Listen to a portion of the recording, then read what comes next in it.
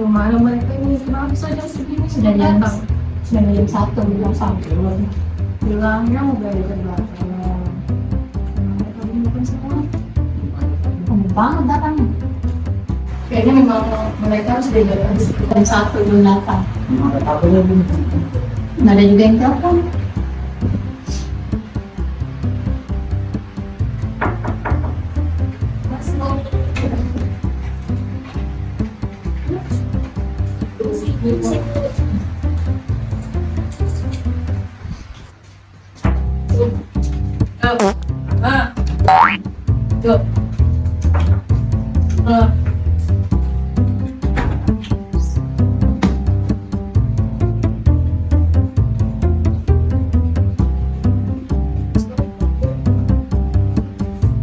Jangan bisa kalian terlambat. Padahal janjinya jam 1. Ini sudah jam berapa? Untuk aku Bu, ya. saya sama dia habis rem ini. Sudah diam. Untuk alasan kali ini kami terima, tapi untuk kedepannya, untuk pembelajaran selanjutnya kami tidak ada toleransi lagi. Jadi jangan diulangi kesalahan yang sama. Jangan sampai kalian dari sini lagi. Kamu semua? Aku. Baik, karena ini sudah jam 1 lewat, jadi kita masuk materi aja. Kita belajar hari ini. Silakan masuk. Sibuk. Nah, ini kenapa terlambat?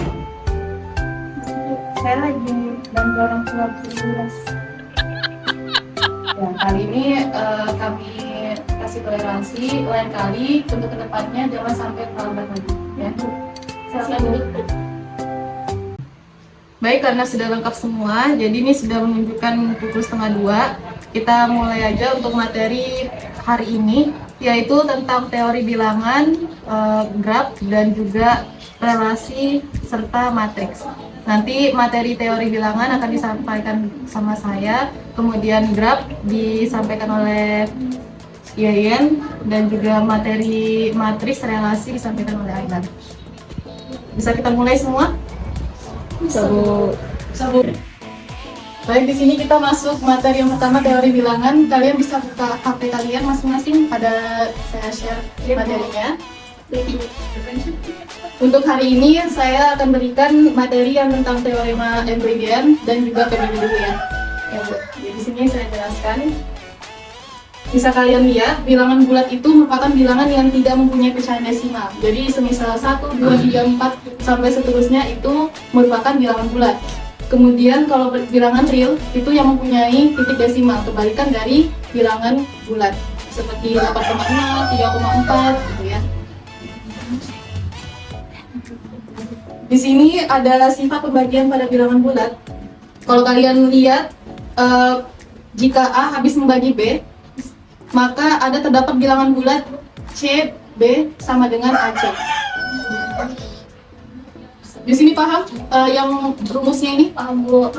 Paham ya? Jadi kalau misalnya kita masuk ke contoh pertama, yaitu 4 dan juga 12. Kita masukkan yang rumus tadi, C, B sama dengan A kali C. Bagaimana kita bisa memasukkan angka yang rumus tadi, sedangkan di sini tidak ada terdapat C-nya. Di sini hanya terdapat A sama B. Jadi di sini antara 4 sama 12 ini kita bagi. 12 dibagi 4 sama dengan 3. Jadi 3 ini merupakan C-nya. Kalau kita masukkan yang rumus tadi, C, B sama dengan A kali C. Jadi C-nya di sini 3. D-nya yang 4 ini sama dengan A 12 dikali dengan 3. Hasilnya 36. Nah, di sini berarti dia merupakan bilangan bulat, ya. Sedangkan kalau semisal kita tadi misalnya di sini 13 dibagi 4 itu kan hasilnya koma ya. Koma berapa gitu? 13, hasilnya 3,2 berapa gitu. Jadi ini bukan merupakan bilangan bulat. Paham ini? Atau ada yang ingin ditanyakan? Ada paham. Ini masih yang dasarnya, kemudian kita masuk yang materi teorema Euclidean. Teorema Euclidean itu kita sebut sebagai M dan N, di mana ada juga key R-nya itu, key merupakan quotient dan juga R remainder. Jadi kalau misalnya tadi ini rumus yang untuk sifat pembagian teori bilangan. Ya kemudian ini karena masih materi yang dasarnya, kita masuk ke materi yang berikutnya yaitu teorema Euclidean. Misalkan M dan N bilangan bulat, N-nya itu harus lebih besar dari 0.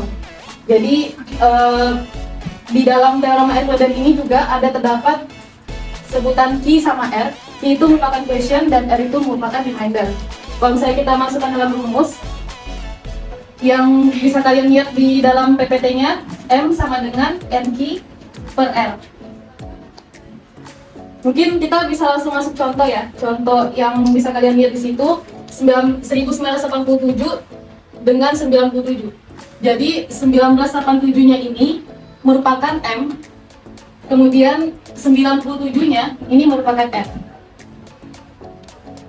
Kalau misalnya kita bagi 1987 bagi 97 ini kan udah bisa dia jadi habis ya, habis. Jadi yang kita lihat di PPT hasilnya 20 dengan sisa 47.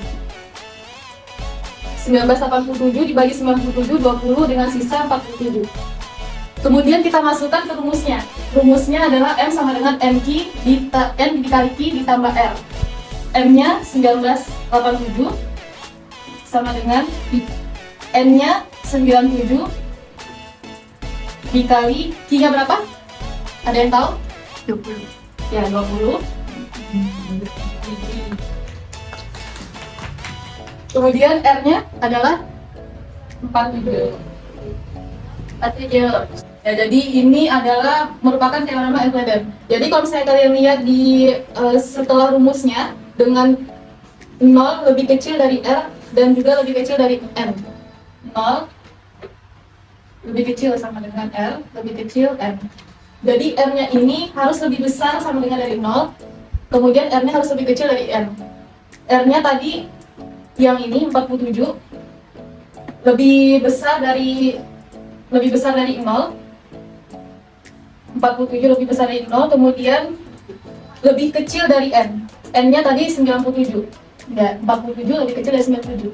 Berarti dia merupakan teorema Euclidean. Sampai di sini paham? Bu. Ya, apabila kalau nggak ada pertanyaan, kita masuk ke materi yang berikutnya, PBB. PBB itu pembagi bersama terbesar. Ini sebenarnya masih materi awal ya, materi awal. Jadi teorema bilangan. Nanti untuk materi yang graf, matris, relasi itu yang kalian harus lebih fokus lagi. Tapi nanti setelah ini akan ada soal yang harus kalian kerjakan ya. Kemudian kita masuk ke PBB. PBB misalkan A dan B bilangan bulat tidak 0. Pembagi bersama terbesar. A dan B adalah bilangan bulat terbesar, D sedemikian hingga D dan A adalah D sama dengan B. Jadi PBB itu bisa dinotasikan sebagai A, B sama dengan D. Maksudnya bagaimana? Maksudnya adalah kalau misalnya kita masuk di dalam contoh, faktor pembagi 45, kita cari PBB dari 45 dan 36. Jadi di sini materi PBB 45 dengan 36. Ini kita cari faktor pembaginya. Faktor pembaginya 45 bisa dibagi dengan 1, 45 bisa dibagi 2? Tidak bisa. Jadi bisa dibagi 3, 45 bisa dibagi 5, kemudian 9, 15, 45. Kemudian 36 bisa dibagi 1, 2 bisa, 3 juga bisa, kemudian 4, 9, 12, 18, dan juga 26. Nah, ini merupakan faktor pembagi antara kedua bilangan. Jadi kalau misalnya kita mau cari PBB-nya, kalau misalnya kalian lihat tadi di awal, PBB itu merupakan pembagi bersama terbesar. Bersama terbesar. Jadi kita lihat di sini bilangan yang mana yang sama antara kedua bilangan ini, yaitu angka 1, 3, dan juga 9. 1, 3, 9. Jadi PBB-nya kita ambil yang angka paling besar. PBB-nya adalah 9. Ya, ini adalah merupakan teori PBB. Sampai sini paham? Ya. Ini untuk materi dari teori bilangan. Mungkin kalian bisa lihat di halaman 13. Halaman 13 itu ada soal nomor 1 dan nomor 2. Silakan nanti kalian kerjakan. Nomor 1 yang A, B sama C, nomor 2 yang A sama B dikerjakan. Coba kerjakan. Nanti kalau misalnya ada pertanyaan bisa tanyakan langsung saya. Paham? Ya, sebelum kalian mengerjakan, kalian perhatikan dulu materi yang akan disampaikan berikutnya sama Bu Yayan, yaitu terkait materi graf. Ya, kalian pahami, kalian cermati. Oke, paham semua? Silakan. Oke, perhatian semuanya. Jadi kita lanjut pada materi selanjutnya, yaitu tentang graf. Untuk PDF yang saya bagikan, silakan dibuka dan bisa dipahami dulu. Untuk yang pertama, kita masuk pada pemahaman graf. Jadi graf di sini merupakan representasi suatu permasalahan menggunakan sekumpulan lingkaran atau simpul atau not yang dimungkinkan untuk terhubungkan dengan sekumpulan garis, sisi, atau X.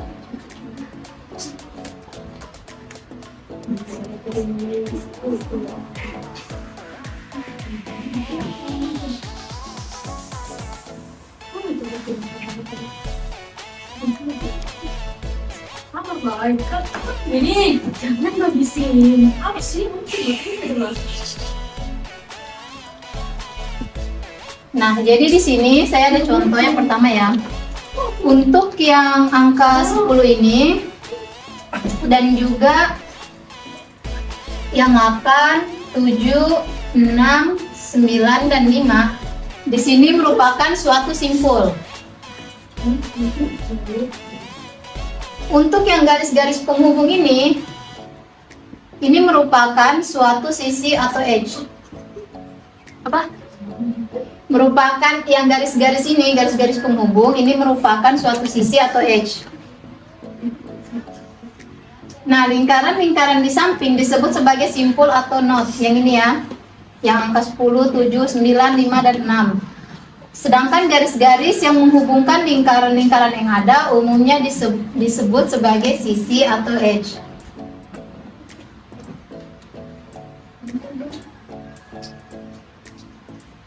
Kalau semisal ada contoh seperti ini,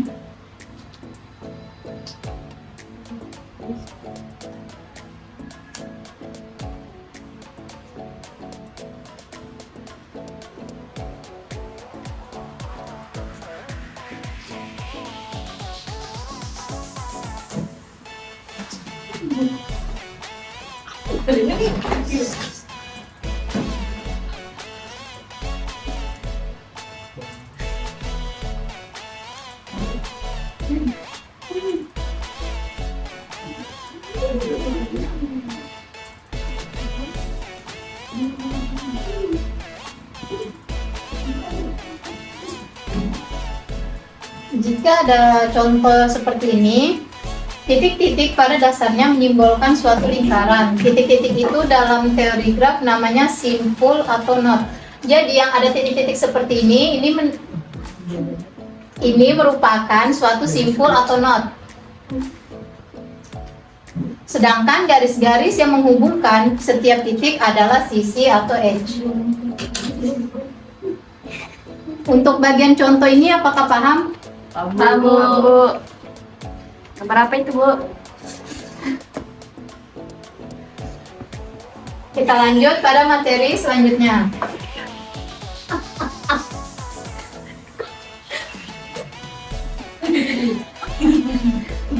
Pada definisi graf, graf digunakan untuk merepresentasikan objek-objek diskrit dan hubungan antara objek-objek tersebut. Jadi jika graf G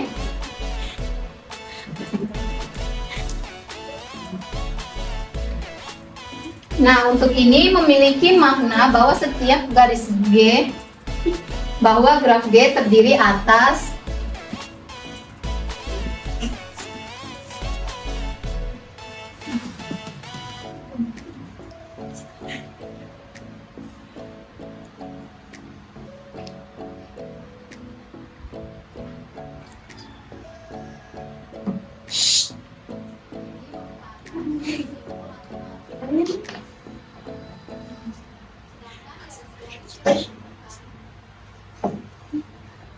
Graf.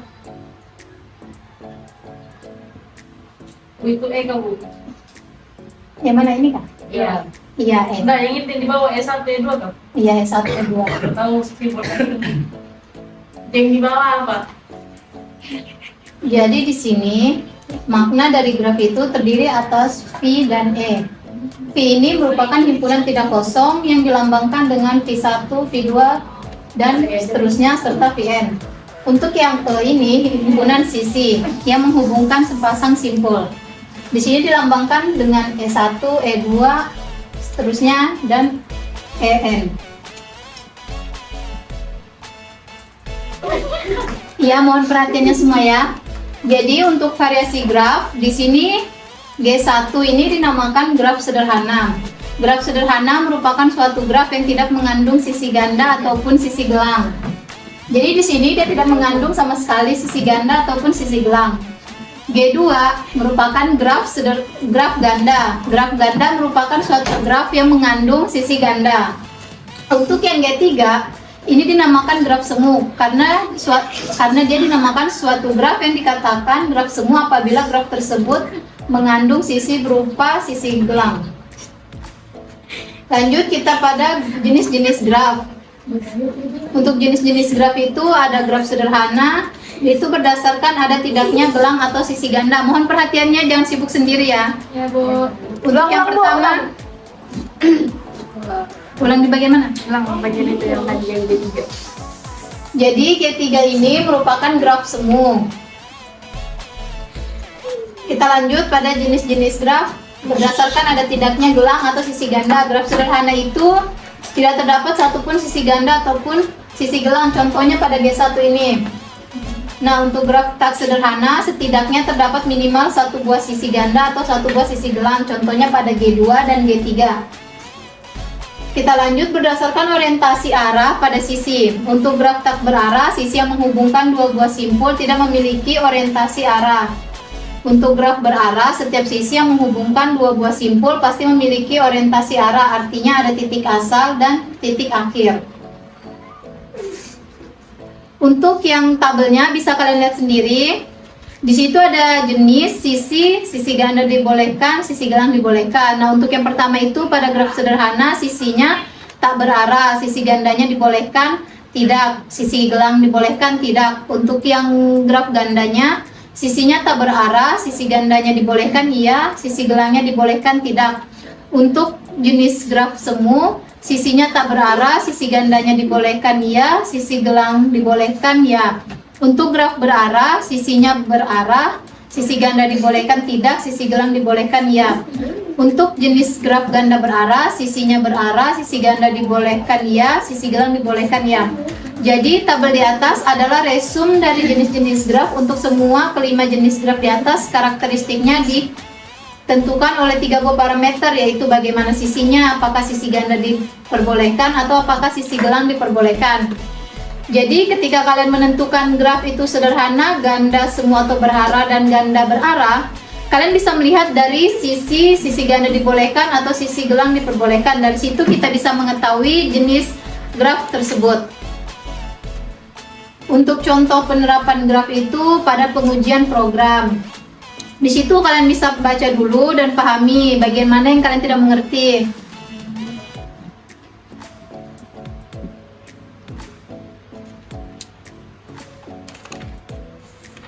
Kita lanjut pada materi terminologi graf.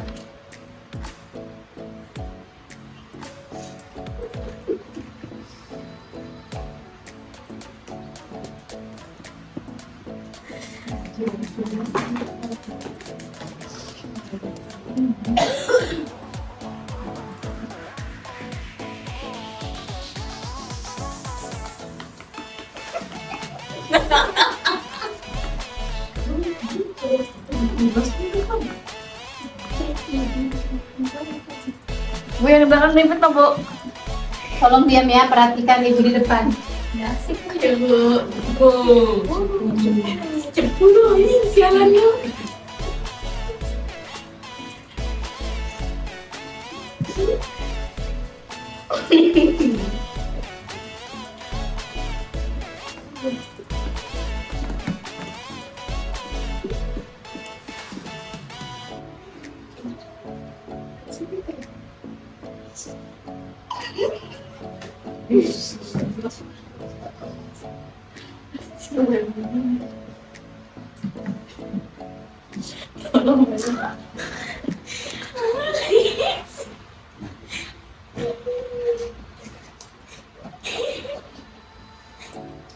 Oke, kita masuk pada terminologi graf. Jadi untuk yang bagian pertama itu ada ketetanggaan atau adjacent. Dua buah simpul dikatakan bertetangga jika keduanya terhubung langsung. Simpul 1 bertetangga dengan simpul 2 dan 3. Karena terdapat sisi yang menghubungkan antara simpul 1 dan simpul 2, kemudian simpul 1 dan simpul 3. Di lain pihak, simpul 1 dan simpul 4 tidak bertetangga karena tidak terdapat sisi yang menghubungkan antara simpul 1 dan simpul 4. Apakah pada graf pertama ini kalian paham? Paham, Bu. Kita lanjut pada graf yang kedua. Simpul 1 bertetangga dengan simpul 2. Dengan simpul 3 juga. Simpul 2 bertetangga dengan simpul 3. Apakah yang bagian sini paham? Paham, Bu. Bagian G2 ya, Bu? Iya. Paham, Bu. Kita lanjut pada G3. Simpul 1 bertetangga dengan simpul 3. Simpul 3 bertetangga dengan simpul 4. Sedangkan simpul 5 pada graf G3 tidak memiliki tetangga apapun. Jadi ini dia tidak bertetangga dengan siapapun. Oh, sendiri berarti ya, Bu? Iya, dia sendiri. Bu, dari pedalaman tuh, Bu. Gak boleh bercanda, Ibu Guru lagi menjelaskan. Tolong diam ya. Baik, Bu. Jadi untuk bagian yang kedua yaitu bersisian. Bersisian artinya suatu sisi memiliki hubungan dengan suatu simpul. G1 sisi 2, sisi 2 3, sisi 2 dan 3 bersisian dengan simpul 2 dan simpul 3. Sisi 2 4 bersisian dengan simpul 2 dan simpul 4. Tetapi sisi 1 2 tidak bersisian dengan simpul. Jadi kita lanjut pada yang ketiga yaitu simpul terpencil. Simpul terpencil merupakan suatu simpul yang tidak memiliki sisi yang bersisian dengan dirinya. Jadi untuk contoh dari simpul terpencil ini yaitu pada G3 di bagian 5 ini. Simpul 5 tergolong dalam simpul terpencil karena simpul 5 tidak memiliki sisi apapun yang bersisian dengan dirinya. Kita masuk yang keempat pada graf kosong. Graf kosong merupakan graf yang tidak memiliki sisi sama sekali. Graf kosong seperti ini contoh dari graf kosong. Graf kosong seperti di atas, graf yang hanya memiliki simpul-simpul tanpa sisi sama sekali. Jadi dia hanya memiliki simpul dan tidak memiliki sisi. Pada yang kelima yaitu derajat. Dalam graf derajat suatu simpul mengindikasikan banyaknya sisi yang bersisian dengan simpul tersebut. Notasinya adalah D dalam kurung V atau derajat suatu simpul V. Jadi pada G1 itu D1-nya sama dengan 2. Derajat dari simpul 1 adalah 2 karena simpul 1 memiliki 2 buah sisi yang bersisian dengan dirinya. Untuk contoh derajat simpul dapat kalian lihat sendiri pada PDF tersebut, dan untuk derajat simpul berarah juga dapat kalian lihat sendiri. Dan kita masuk pada hukum derajat simpul. Dalam graf tidak berarah, suatu sisi yang menghubungkan simpul A dan simpul B akan meningkatkan derajat A1 dan derajat B1. Jadi kalau kita perhatikan total derajat dari suatu graf pasti akan sebanyak 2 kali banyaknya sisi dalam graf tersebut. Lema jabat tangan, teorinya yaitu karena banyaknya total derajat dalam suatu graf adalah 2 kali banyaknya sisi di graf tersebut, maka jumlah derajat simpul pada suatu graf pasti genap. Jadi untuk di G1 ini memiliki 5 buah sisi sehingga total derajatnya menjadi 10, 2 dikali 5. Nah, ini mengindikasikan bahwa lemma jabat tangan ini sesuai dengan teori lemma jabat tangan, di mana hasilnya pasti genap. Dan untuk pada G2 ini juga memiliki 5 buah sisi sehingga derajatnya 10, dan ini juga sesuai dengan lemma jabat tangan. Pada G3 banyaknya sisi, pada G3 4, jadi total derajat keseluruhan adalah 8. Nah, ini juga sesuai dengan lemma jabat tangan. Kita masuk pada contoh penggunaan hukum derajat simpul. Jadi di sini diketahui graf dengan 5 buah simpul. Dapatkah kita menggambar graf tersebut jika derajatnya masing-masing simpul adalah? Nah, jadi ini ada contoh pertama, di mana di sini kita disuruh menggambar graf tersebut dari masing-masing simpul. Ini untuk contoh yang pertama. Jika kita menjumlahkannya, maka hasilnya di sini sama dengan 9. Artinya ini menyalahi lemma jabat tangan. Dengan demikian kita tidak dapat membentuk graf sesuai kriteria pada soal A ini. Nah, kita lanjut pada contoh yang kedua, di mana di sini 2.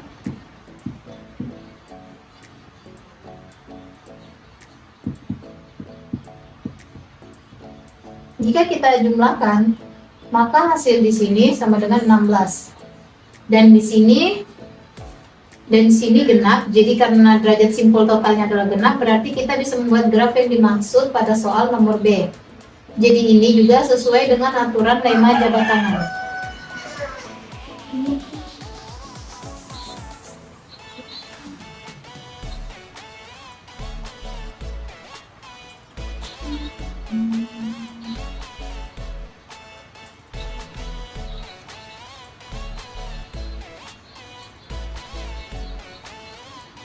Jadi untuk gambar dari sini, ini adalah untuk di simpul-simpul bagian sini.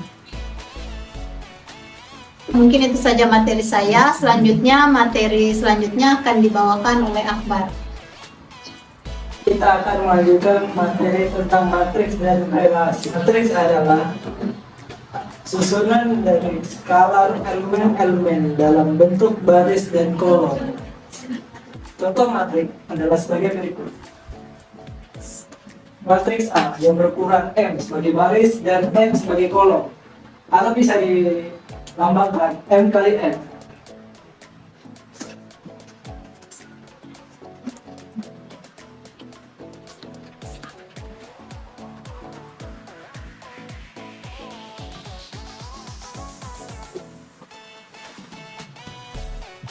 Oke. Selanjutnya matriks memiliki beberapa jenis, yaitu yang pertama adalah matriks bujur sangkar. Matriks yang banyak barisnya sama dengan banyak kolomnya. Matriks ini biasanya berbentuk persegi, dilambangkan N kali N. Contoh matriks bujur sangkar yaitu 3 kali 3, 4 kali 4, 5 kali 5. Selanjutnya, matriks simetri. Matriks simetri adalah matriks yang tersusun seperti AIJ sama dengan AJI untuk setiap I dan J. Contoh dari matriks simetri adalah seperti itu.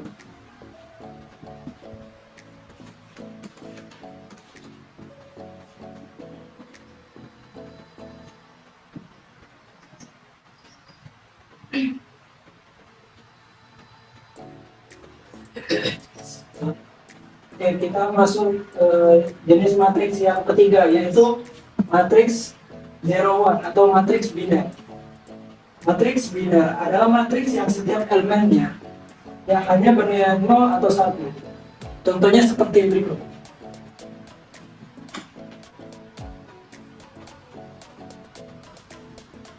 Apakah dari yang saya gambarkan ini, apakah kalian ada yang bertanya?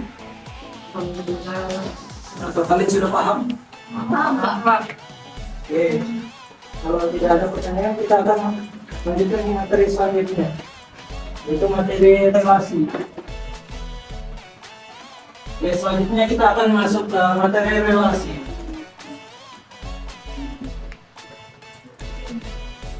Relasi biner R antara himpunan A dan B adalah himpunan bagian dari A kali B. dilambangkan seperti berikut.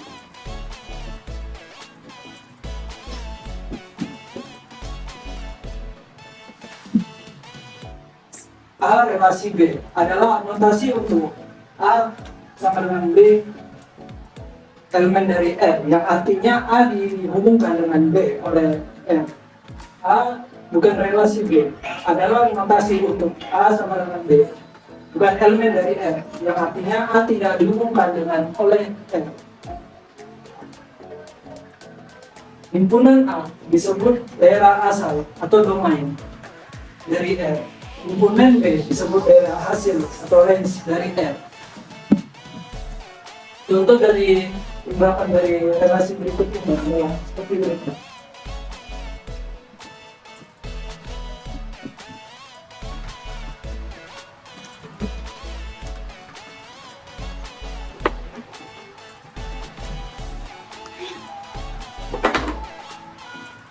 Lalu dengan R itu dulu.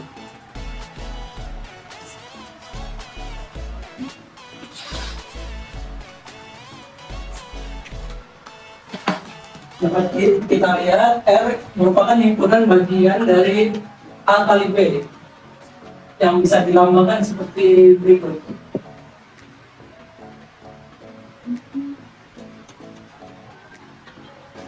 Oh, itu lambang apa, Pak?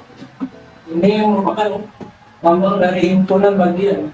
Oke, siap, Pak. Terima kasih jawaban. Oke, selanjutnya kita menentukan dari dia apakah masuk dalam elemen dari R atau tidak.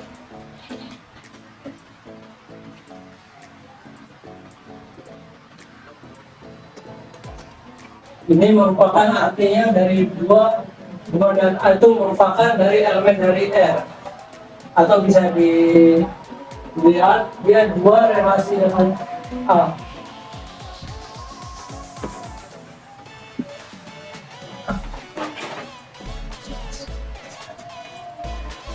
Selanjutnya yang satu dengan satu A dengan elemen R. Ya, selanjutnya kita akan menentukan dari yang bukan dari elemen dari R. Kita ambil contoh dari satu A. Satu dengan A. Kenapa dicontoh? Ini karena dia bukan dari relasi dari R yang ditulis ini. Kalau yang editor itu kenapa tuh, Pak? Ya, artinya bukan elemen dari relasi yang sudah dituliskan di atas. Ada yang ingin ditanyakan lagi? Bentar, Pak. Lihat. Soal saya sudah bagikan di grup, silakan dikerjakan ya. Oke, baik. Untuk soal yang telah saya bagi di grup, apakah ada yang ingin maju? Pak. Oke, silakan.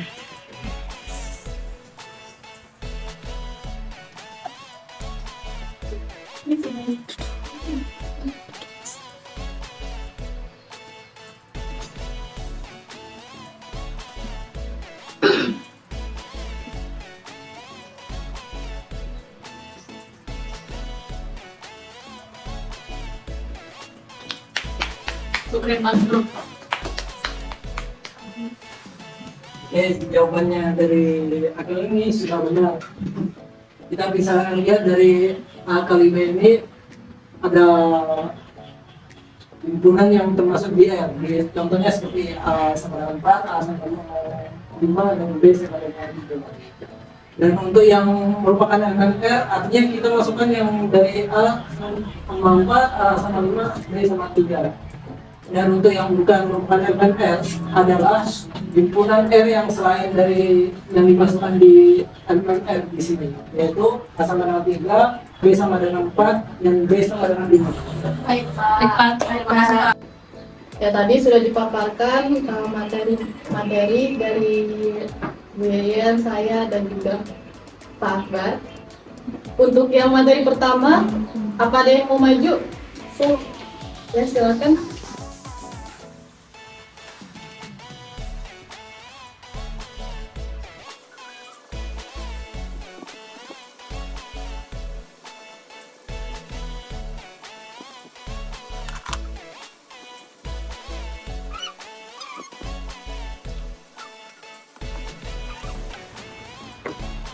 Jadi sih sudah benar ya. Ini merupakan bilangan dari teorema Avogadro.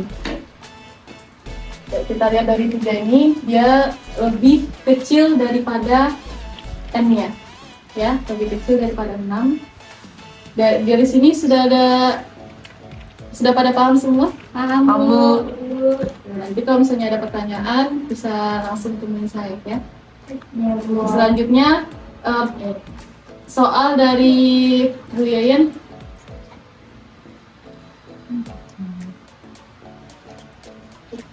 Untuk yang soal sisanya itu dikerjakan di rumah ya. Nanti dikumpul pada saat pertemuan berikutnya. Oke, Bu. Ya. Untuk soal yang saya berikan, siapa yang ingin maju mengerjakan? Ayo Bu, silakan. Mainon.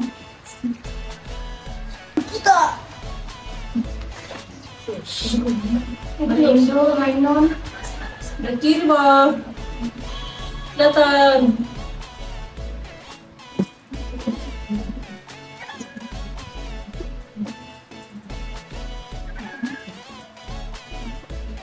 Soalnya mungkinkah dibuat graf sederhana 5 simpul dengan derajat masing-masing?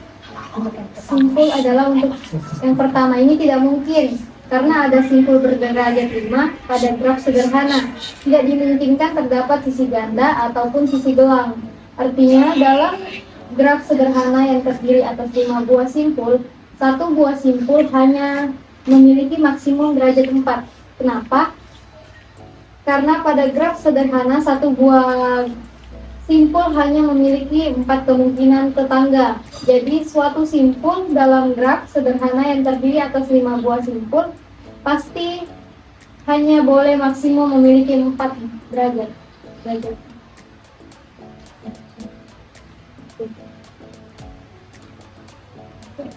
Lanjut ke bilang buat saya. Oh, enggak sih. Jadi untuk jawaban dari Ainun tadi sama, betul jawabannya, di mana tidak mungkin karena ada simpul yang berderajat 5. Soal yang selanjutnya nanti dikerjakan di rumah dan dikumpul minggu depan. Baik Bu. Baik, Bu. Selanjutnya soal dari Pak Akbar. Oke, baik. Untuk soal yang telah saya bagi di grup, apakah ada yang ingin maju? Saya, Pak. Oke, silakan.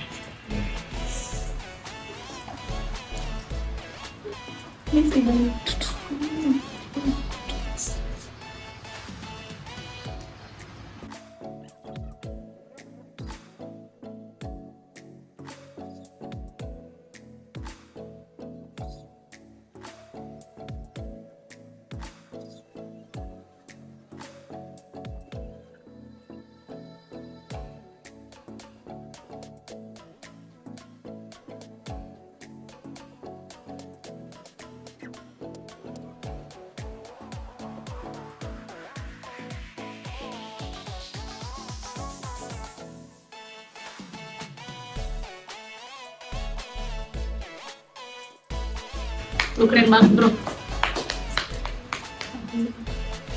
Oke, jawabannya dari Akil ini sudah benar. Kita bisa lihat dari A kali B ini ada himpunan yang termasuk di R. Contohnya seperti A sama dengan 4, A sama dengan 5, dan B sama dengan 3. Dan untuk yang merupakan elemen R, artinya kita masukkan yang dari A sama 4, A sama 5, B sama 3. Dan untuk yang bukan merupakan elemen R adalah himpunan R yang selain dari yang dimasukkan di elemen R di sini, yaitu A sama dengan 3, B sama dengan 4, dan B sama dengan 5. Baik, Pak. Baik, Pak. Terima kasih, Pak. Action.